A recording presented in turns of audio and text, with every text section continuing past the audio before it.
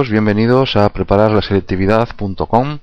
Vamos con un nuevo vídeo de biología y en esta ocasión seguimos hablando del metabolismo celular y este vídeo lo voy a dedicar a la fosforilación oxidativa, ¿de acuerdo? La continuación del vídeo que acabo de grabar sobre la cadena respiratoria. Bien, el objetivo de este vídeo es, por un lado, lógicamente, que entendáis en qué consiste la fosforilación oxidativa, pero también que entendáis cómo se produce el acople, cómo se produce la unión entre la cadena respiratoria y la fosforilación oxidativa. ¿De acuerdo? Bien, vamos entonces allá. Y vamos con el primer esquema que os pongo en pantalla, que es un poquito para situarnos, dónde nos encontramos, para que de esa forma todo lo que vaya diciendo después lo tengáis situado en la mitocondria. Mirad, ahí tenéis un esquema de lo que sería una mitocondria, veis todas sus partes, veis la matriz mitocondrial, que sería la parte interna, veis la membrana interna, membrana externa y el espacio intermembrana, ¿de acuerdo? Y he puesto también en una esquina, en un remarcado, porque va a ser clave a lo largo del estudio de la fosforilación oxidativa, el complejo ATP sintetasa. ¿De acuerdo? Bien, una vez que entonces entendéis, o mejor dicho, vemos desde un punto de vista anatómico o morfológico, si queréis, dónde se están desarrollando el proceso que vamos a ver ahora, ¿vale? Las diferentes partes de la mitocondria. Ahora es cuando ya cambiamos la diapositiva y ponemos ya lo que nos va a ocupar, que es la fosforilación oxidativa. ¿De acuerdo? Bien. Entonces, mirad, según lo que sería la hipótesis quimiosmótica, según esta hipótesis, toda la energía que se ha ido liberando como consecuencia del transporte de electrones a lo largo de la cadena respiratoria, acordaos que ocurría cuando íbamos de un potencial más pequeño, más negativo, a un potencial cada vez mayor, ¿de acuerdo? Pasando los electrones desde un complejo a otro, en los tres complejos que formaban la cadena respiratoria, en cada uno de ellos, en cada vez que se producía un pase de electrones, se producía también una liberación de energía, ¿de acuerdo? Entonces, como digo, la energía que se libera durante el transporte de los electrones a través de la cadena, en la cadena respiratoria, va a provocar que se produzca también al mismo tiempo un bombeo de protones a través de la membrana interna de la mitocondria. Esto es lo que va asociado a ese transporte de electrones. El paso de protones se produce desde la matriz mitocondrial al espacio intermembrana. ¿De acuerdo? Ahí lo tenéis ya, las flechas que tenéis en verde, como veis cómo se está produciendo la salida de protones desde el espacio, desde lo que sería la matriz mitocondrial hacia el exterior, hacia la zona del espacio intermembrana, ¿de acuerdo? Hay evidencias de que este bombeo va a ocurrir a través de los transportadores que se encuentran localizados en los complejos 1, 2 y 3 que vimos cuando fue la cadena respiratoria. Es importante entonces que conozcáis bien o que entendáis bien lo que es la cadena respiratoria. Os voy a poner ahí el enlace por si queréis recurrir a ella, ¿vale?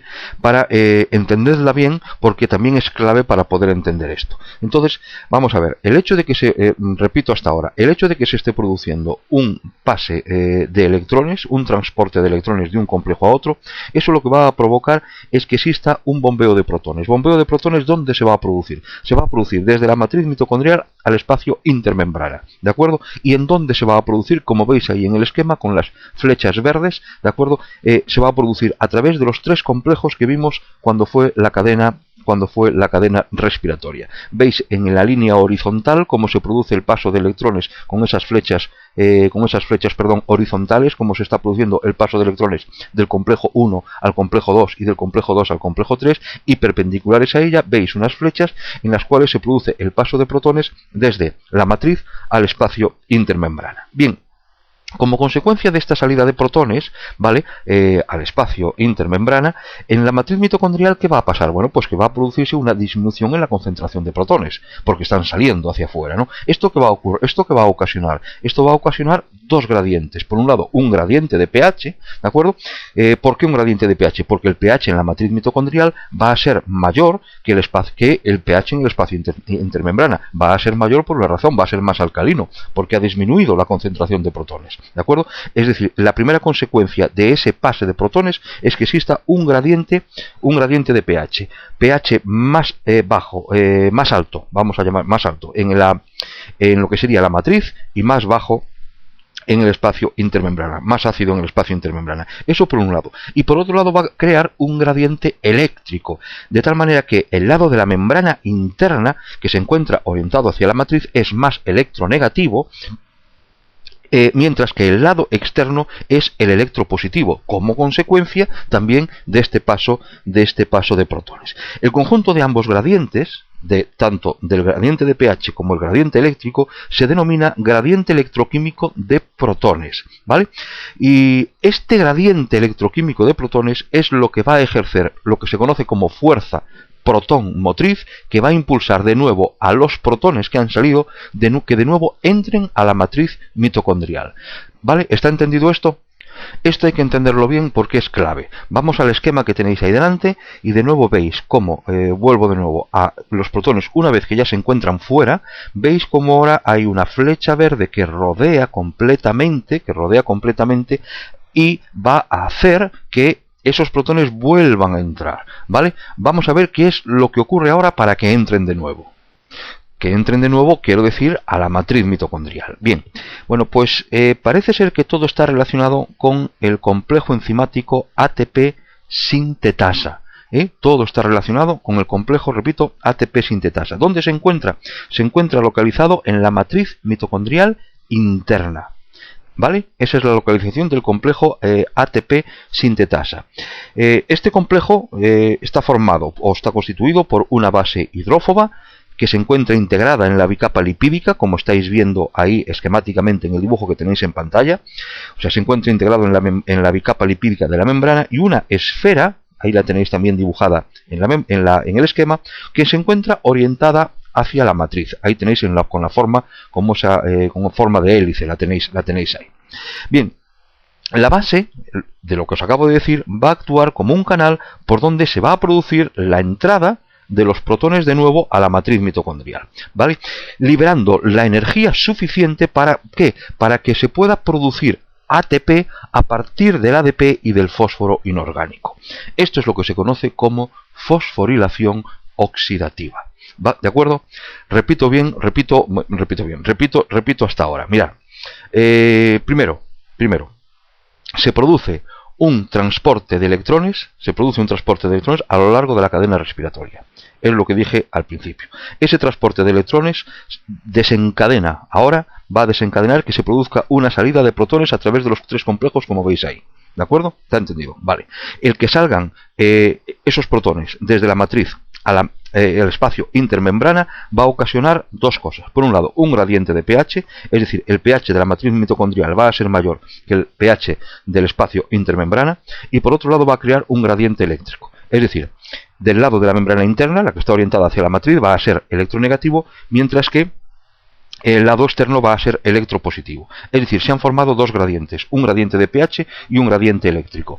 El conjunto de los dos gradientes es lo que se conoce como gradiente electroquímico de protones, ¿vale?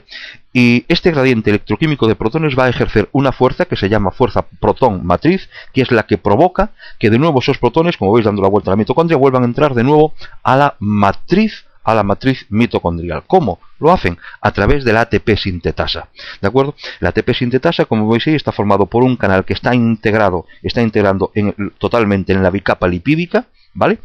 Y por una esfera que también la tenéis localizada ahí, que ya se encuentra en la matriz, y es donde se va a producir la fosforilación, donde se va a producir el ATP, es decir, la fosforilación del ADP más fósforo inorgánico para dar el ATP y para rendir energía. ¿Veis cómo se está produciendo el acople entre la cadena respiratoria y la fosforilación oxidativa? ¿El acople dónde está? El acople se encuentra en que el transporte de electrones de un complejo a otro, lleva consigo el bombeo de protones desde lo que sería la matriz mitocondrial al espacio intermembrana, y lógicamente toda la energía que se va a liberar en forma de ATP a través del complejo ATP sintetasa. ¿De acuerdo? ¿Está entendido hasta ahora? Muy bien. Seguimos entonces ahora. Y os digo que en la fosforilación oxidativa, por cada 2 electrones procedentes del NADH que van a fluir a lo largo de la cadena respiratoria, se van a generar 3 moléculas de ATP. Sin embargo, por cada par de electrones que proceden del FADH2 se van a generar solo 2 ATPs.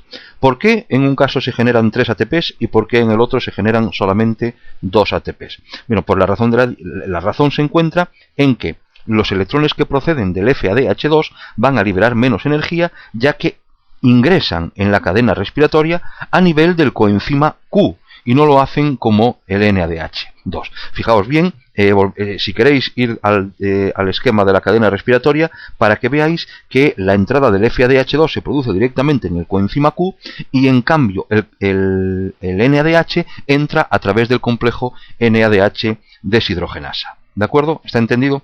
Bien, por lo tanto entonces los 10 NADHs que se generaron en la oxidación completa de la glucosa van a formar 30 ATPs y los 2 FADH2 van a formar por lo tanto 4 ATPs. El balance total es de 34 ATPs que hay que sumarle a los 4 ATPs que se obtuvieron por fosforilación a nivel de sustrato, y entonces el rendimiento total del metabolismo de una glucosa son 38 ATPs. ¿De acuerdo? ¿Se entiende bien? Bien, pues espero que esto ha sido entonces el vídeo de la fosforilación oxidativa. Espero que lo hayáis entendido bien. Si tenéis alguna duda me la comentáis, ¿vale? Y como siempre, gracias por ver los vídeos y gracias por estar ahí.